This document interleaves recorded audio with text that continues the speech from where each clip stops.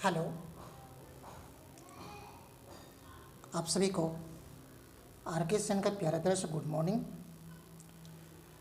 हम लोग बच्चों अब 12th के लिए एक नए से टॉपिक शुरू करने जा रहे हैं और बहुत ही वाइटल टॉपिक है।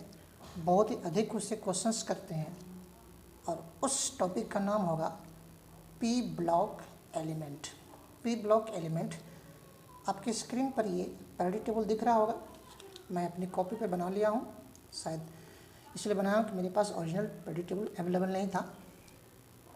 तो ये जो पैराडिक पी ब्लॉक एलिमेंट आपको दिख रहा है, इन सारे एलिमेंट को हम लोगों को पढ़ना है और इस पी ब्लॉक के एलिमेंट से आपके एग्ज़ाम में 8 नंबर का क्वेश्चन या तो मोर देन 8 नंबर का क्वेश्चन कर देती है। 8 या 8 से अधिक नंबर का क्वेश्चन करता है। तो मैं आपको ये क्लियर कर दूं, आपको 12 में ये 15th ग्रुप का एलिमेंट है, 16th ग्रुप का एलिमेंट है, 17th ग्रुप का एलिमेंट है, 18th ग्रुप का एलिमेंट है। ये 4 ग्रुप का एलिमेंट हम लोगों को 12th में स्टडी करना है। इसी 4 ग्रुप से आप लोगों को 8 या 8 से अधिक नंबर का क्वेश्चन करता है। मैं ये भी क्लियर कर दूं, ये 15th ग्रुप का एलिमेंट है, जिसको हम लोग नाइट्रोजन फैमिली बोलेंगे या निकोजन बोलते हैं, उसको सीबीएसई अपने सिलेबस से हटा दिया है। और जितने बच्चे अपना अपना क्या करें, वो सिलेबस को देख लें। लेकिन मैं बिहार बोर्ड के बच्चों के लिए क्लियर कर दूं, आप लोगों को इसमें किसी प्रकार की छेड़खानी नहीं किया है।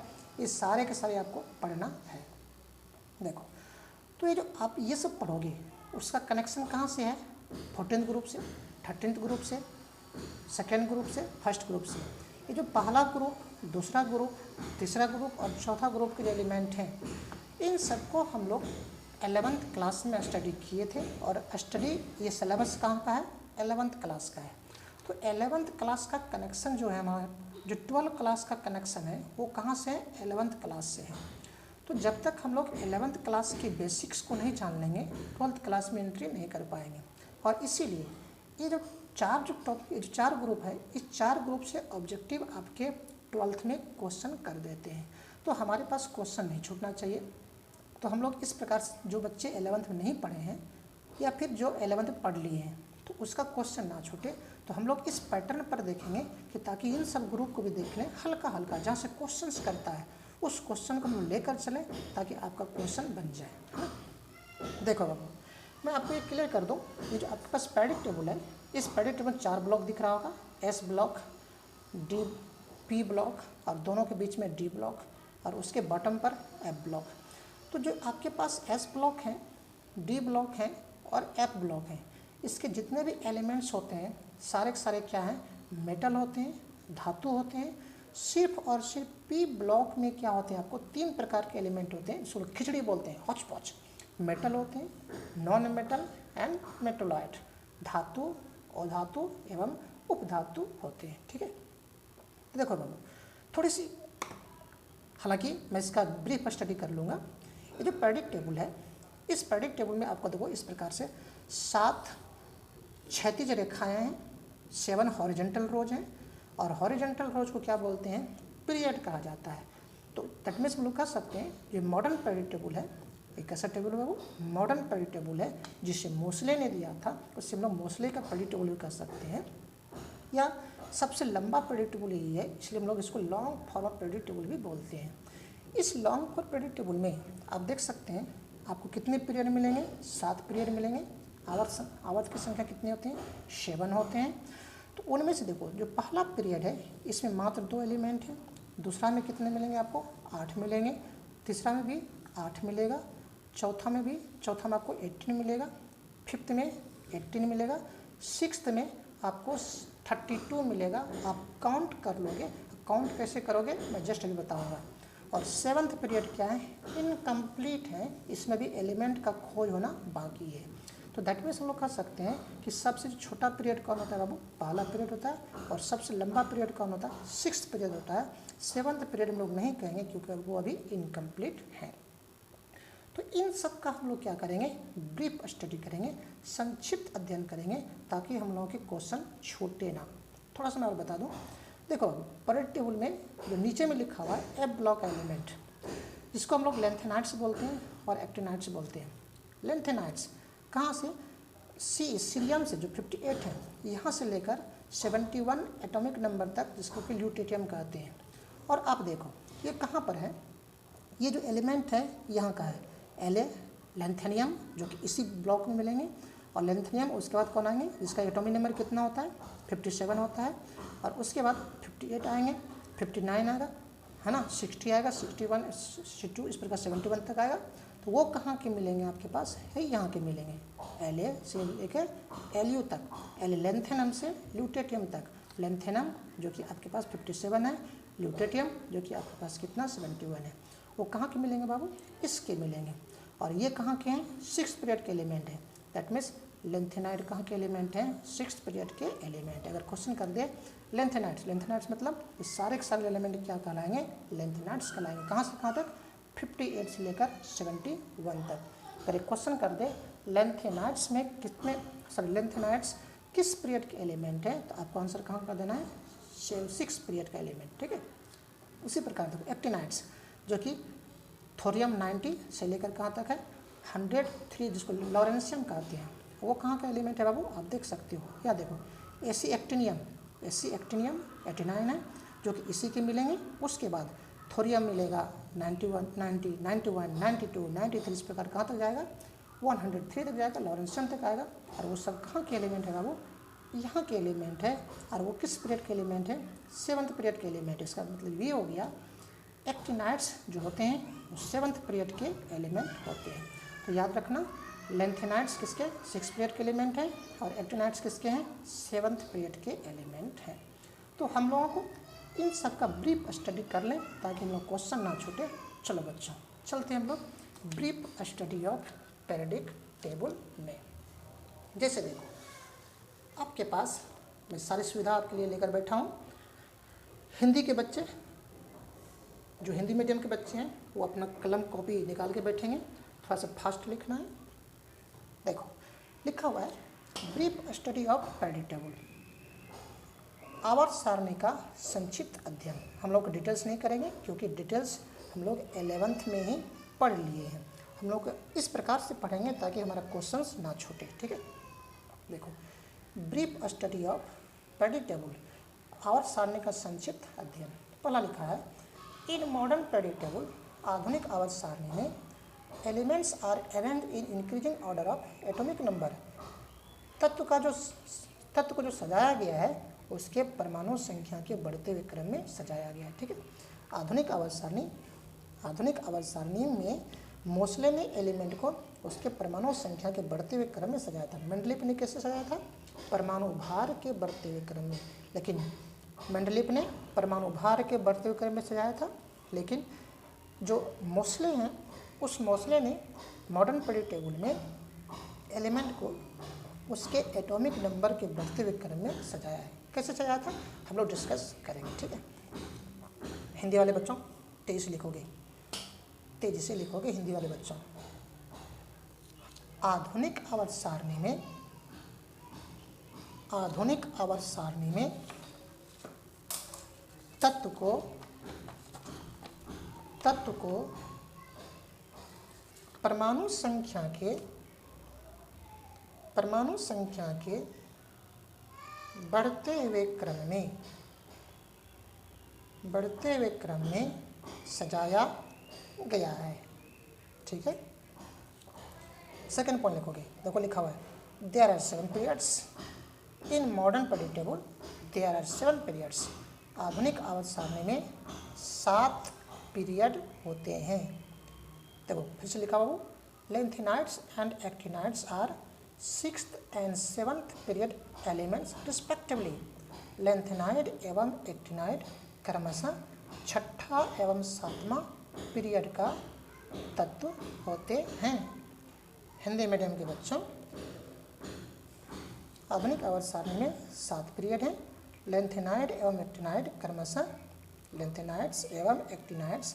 क्रमशः 6th एवं 7th पीरियड के एलिमेंट होते हैं। देखो पहला पीरियड में लिखा हूँ 2 एलिमेंट हैं, ओके, आपने भी देखा। सेकेंड में 8 एलिमेंट है, थर्ड में 8, फोर्थ में 18, फिफ्थ में 18, सिक्स्थ में कितना 32 और 7th कितना इनकम्प्लीट होते हैं दैट मीन सबसे बड़ा छोटा कौन होगा, फर्स्ट पीरियड, और सबसे बड़ा कौन होगा, सिक्स पीरियड होगा। जो मॉडर्न पीरियड टेबल है, ये जो मॉडर्न पीरियड टेबल है बाबू, इसमें देखो इस प्रकार से वर्टिकल कॉलम की संख्या कितने है, 18 है। आप देख सकते हो वर्टिकल कॉलम की संख्या 18 है, और ये वर्टिकल कॉलम है, लंबवत कतार है, इसको क्या कहा जाता है बाबू, ग्रुप कहा जाता है। That means modern period table में ग्रुप की संख्या कितने होते हैं, 18 होते हैं। चलो और देखो वही लिखा हो यहाँ पे कि there are 18 groups in modern period table, there are 18 groups. Okay बाबू, आधुनिक आवर्त सारणी में क्या होते हैं, 18 ग्रुप होते हैं। वर्टिकल कॉलम क्या कहलाता है, ग्रुप कहलाता है। ओके बाबू, in modern period table there are 4 blocks. कितने ब्लॉक होते हैं बाबू, 4 ब्लॉक होते हैं। आप देख सकते हैं यहाँ पे ये एस ब्लॉक है, ये डी ब्लॉक के एलिमेंट है, ये पी ब्लॉक है, और ये एफ ब्लॉक है।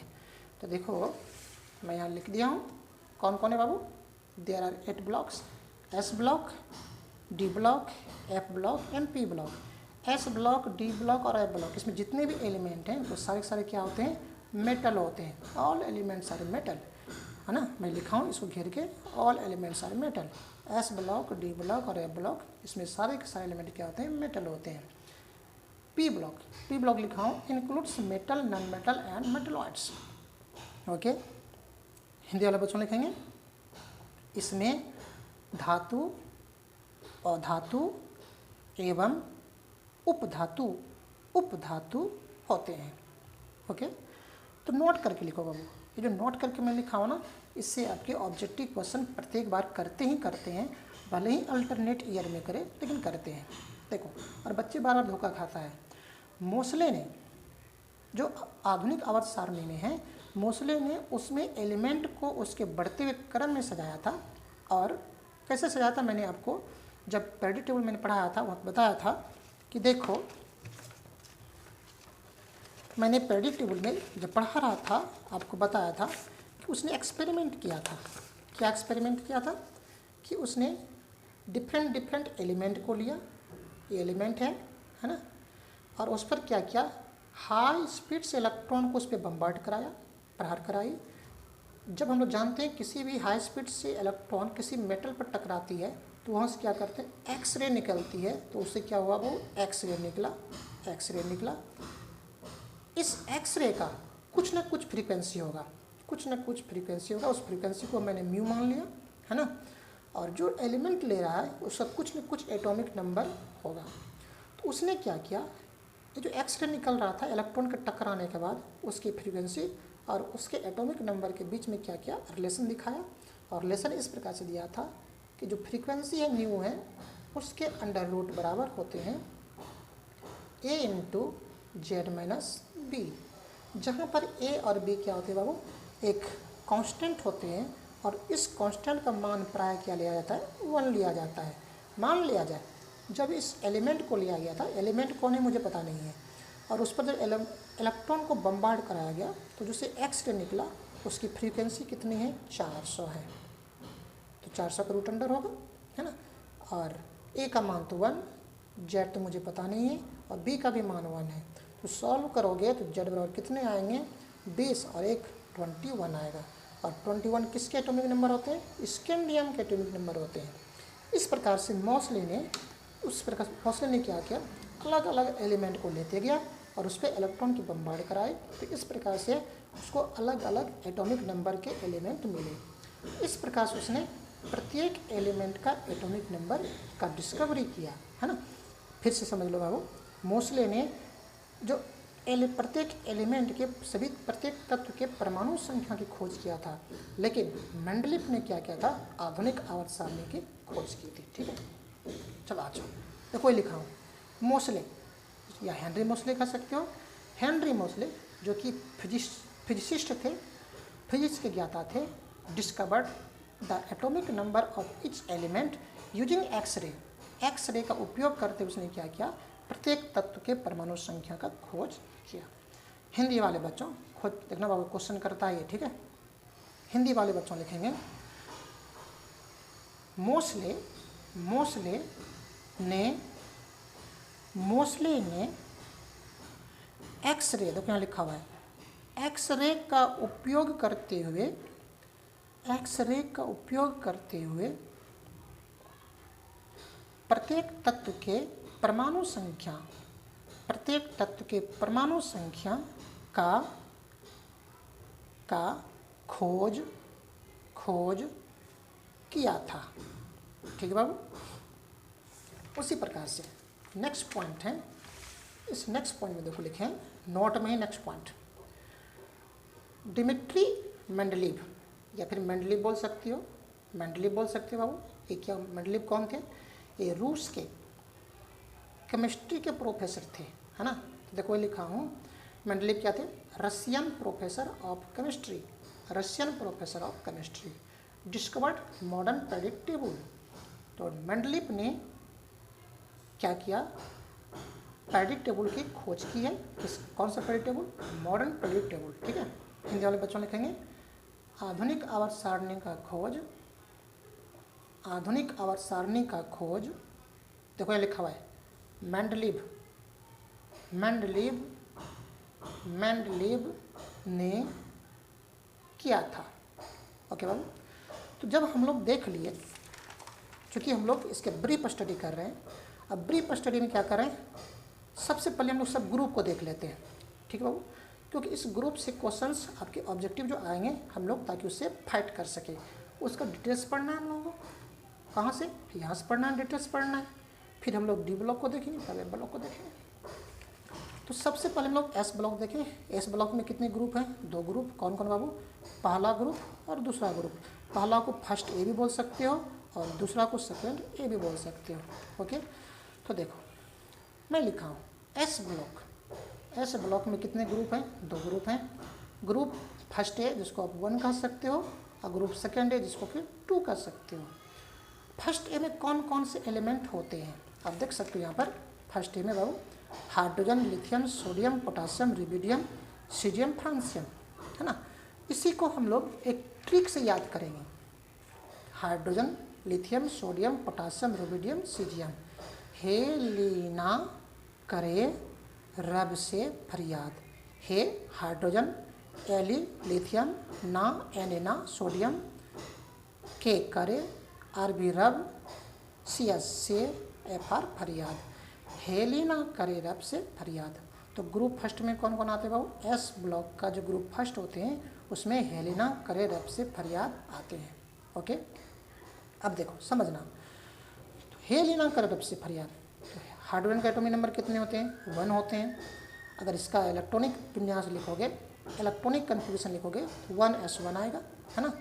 लिथियम का कितना होता है? 3 होता है, तो लिखोगे 1s1, 1s2, 2s1 आएगा। उसी प्रकार से इसका लिखोगे तो बाह्यतम कक्षा, देखो इसका ये बाह्यतम कक्षा हुआ, लिथियम का ये बाह्यतम कक्षा हुआ। उसी प्रकार से सोडियम का लिखोगे तो बाह्यतम कक्षा में कितना आएगा? 3s1, पोटासियम का 4s1, रुबिडियम का 5s1, सीजियम का 6s1, है ना। इसका मतलब ये हो गया इन सभी तत्व के बाह्यतम कक्षा, outer most orbit, outer most orbit, इसको हिंदी में क्या बोलेंगे बाबू? बाह्यतम कक्षा। आउटर मोस्ट ऑर्बिट मतलब बाह्यतम कक्षा का इलेक्ट्रॉनिक विन्यास कैसा होगा? NS1, NS1। N मतलब कक्षा की संख्या। अगर n का मान यहाँ 1 रखोगे तो ये मिलेगा, n का मान 2 रखोगे तो बाह्यतम कक्षा में ये मिलेगा, n का मान 3 रखोगे तो ये मिलेगा, n का मान 4 रखोगे तो ये मिलेगा, n का मान 5 रखे तो ये मिलेगा, n का मान 6 रखोगे तो ये मिलेगा। अगर ये कह दे NS1 निम्नलिखित में किस ग्रुप के तत्व की बाह्यतम कक्षा का इलेक्ट्रॉनिक विन्यास होती है, तो कहाँ का मारोगे? ग्रुप फर्स्ट ए का मारोगे। ठीक है, देखो तो सभी के बाह्यतम कक्षा में 1 इलेक्ट्रॉन मिलेगा, है ना। 1 इलेक्ट्रॉन मिलेंगे, इसका मतलब ये हुआ कि इस मात्र एक ही इलेक्ट्रॉन को त्याग कर सकता है, क्योंकि धातु है। अब धातु क्या करती है बाबू? इलेक्ट्रॉन का त्याग करती है। दैट मीन्स ये एक ही इलेक्ट्रॉन का त्याग कर सकती है, और अगर 1 इलेक्ट्रॉन का त्याग करे तो क्या होते हैं? उसकी वैलेंसी 1 होगा। संयोजकता कितने होंगे? 1 होंगे, इसलिए उसको मोनोवैलेंट कहते हैं। ठीक है, अगर ये क्वेश्चन कर दे कि जो फर्स्ट ग्रुप के मेंबर हैं वो किस प्रकार के होते हैं? मोनोवैलेंट होते हैं कि डाइवैलेंट होते हैं, ट्राइवैलेंट? मोनोवैलेंट मतलब एकल संयोजकता, मोनोवैलेंट मतलब एकल संयोजकता। ओके बाबू, चूँकि एक ही इलेक्ट्रॉन को त्याग कर सकते हैं तो फर्स्ट एक ग्रुप का एलिमेंट जो होंगे वो क्या होगा बाबू, मोनोवैलेंट होंगे, एकल संयोजकता होगा। ऑक्सीडेशन नंबर भी कितना होगा, 1 होगा। ठीक है,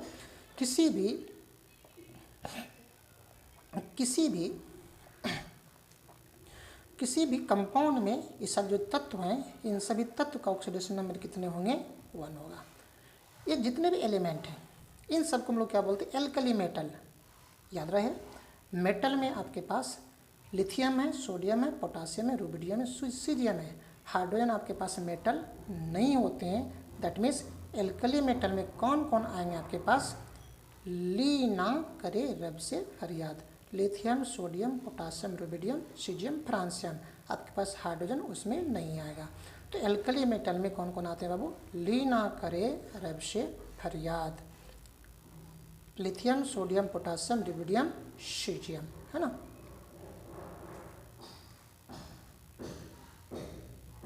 देखेंगे,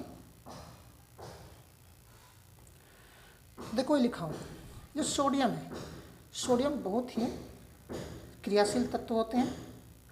सोडियम बहुत ही क्रियाशील तत्व होते हैं। थोड़ा सा लाइट कट गई है, प्रॉब्लम हो रहा है बाबू। सोडियम बहुत ही क्रियाशील तत्व होते हैं और नमी के संपर्क में क्या होते हैं, आग पकड़ लेती है। इसलिए सोडियम को कहाँ रखा जाता है, किरासन तेल में डुबाकर रखा जाता है। तो कोई लिखा हूँ मैं, explosive catches fire with moisture stored in kerosene oil. Hindi वाले बच्चों लिखेंगे सोडियम के नीचे में दहनशील होती है। सोडियम के नीचे में यह दहनशील होती है, कोमा देना, नमी के संपर्क में आग पकड़ लेती है, इसलिए इसे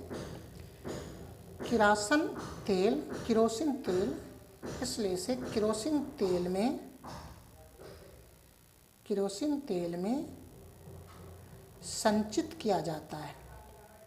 ठीक, देखो सीजियम है, पूरे पेरियोडिक टेबल में जितने भी तत्व हैं उनमें सबसे बड़ा कौन होता है, सीजियम होता है। हम लोग डिस्कस करेंगे। ठीक है, सीजियम का साइज बड़ा होने के कारण उसका जो आयोनाइजेशन एनर्जी होती है, आई मतलब आयोनाइजेशन एनर्जी, देखेंगे क्या होता है आयोनाइजेशन एनर्जी।